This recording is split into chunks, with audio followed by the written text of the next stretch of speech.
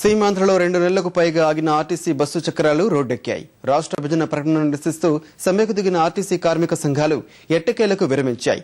సుదీర్ఘ చర్చల అనంతరం కార్మికుల సమస్యలన్నింటికీ పరిష్కరిస్తామని ప్రభుత్వం లిఖితపూర్వక హామీ ఇవ్వడంతో కార్మికులు మెట్టుదిగారు.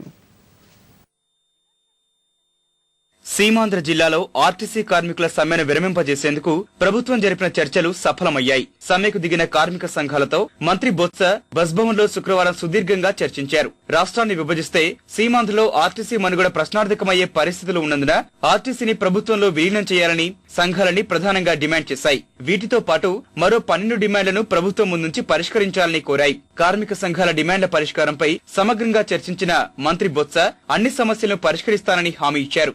మీ తాలూకా మీ సంస్థకు వచ్చిన ఏ విధమైన ఇబ్బంది లేకుండా మిమ్మల్ని అందరినీ కూడా మీకు కావాల్సిన కార్యక్రమాన్ని మీ తాలూకా మనుగడికి ఈ ప్రభుత్వం పూర్తి బాధ్యత వహిస్తుందనే విషయాన్ని కూడా వారికి చెప్పడం జరిగింది. కార్మిక సంఘాల డిమాండ్లు సమస్యల పరిష్కారానికి ప్రభుత్వం లిఖితపూర్వక హామీ ఇచ్చింది. ఆర్టీసీని ప్రభుత్వంలో విలీనం చేసేందుకు ఏర్పాటు చేసిన కమిటీ త్వరగా నివేదిక ఇచ్చేలా చర్యలు తీసుకుంటామంది. తక్షణ సాయం కింద వచ్చే బడ్జెట్ లో 500 కోట్ల కేటాయింపునకు అంగీకారం తెలిపింది. 2013-14 ఆర్థిక సంవత్సరానికి గాను సంస్థకు మోటారు వాహన పన్ను నుంచి మినహాయింపు ఇచ్చేందుకు ఒప్పుకుంది. డీజిల్ కొనుగోలు కారణంగా ప్రభుత్వానికి ఆర్టీసీ చెల్లిస్తున్న లీటర్కు 22.25% పన్నును రీయింబర్స్మెంట్ చేసేందుకు సర్కారు సమ్మతించింది. 19,000 కాంట్రాక్టు కార్మికులందరి సర్వీసులను దశల వారీగా క్రమబద్దీకరించేందుకు సరైనంది.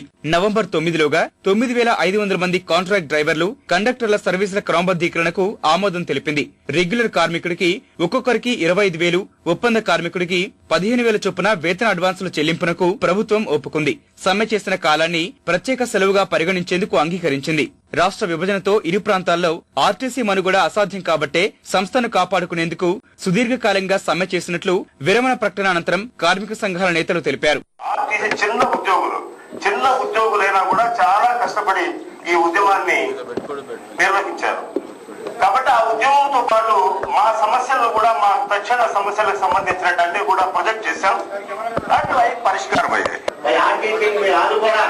అందువల్ల అవసరం ఉన్నప్పుడు ఆర్టీసీ ప్రభుత్వంలో వాళ్ళు సహాయ సహకారం ఆర్టీసీ కార్మికులు అందిస్తారు. అందువల్ల 1000 కోట్ల రూపాయలు ఆర్టీసీకి బడ్జెట్ ఇవ్వాలి అని గట్టిగా మేము యూనియన్ తరఫున అడగడం జరిగింది. దాని ప్రతిఫలమే ఈ రోజు జాయింట్ రాష్ట్రంతో అగ్రిమెంట్ రాసుకొని 500 కోట్ల రూపాయలు బడ్జెట్ లో ఇస్తామని మినిస్టర్ గారు ఒప్పుకోవడం జరిగింది. దసరా పండుగ రద్దీ దృష్ట్యా నేటి నుంచే అదనపు బస్సులు నడపాలని ఆర్టీసీ నిర్ణయించింది. అందుకు తగిన ఏర్పాట్లు చేసేందుకు 2వ శనివారం సందర్భంగా ఉన్న సెలవును రద్దు చేస్తున్నట్లు ఆర్టీసీ ప్రకటించింది.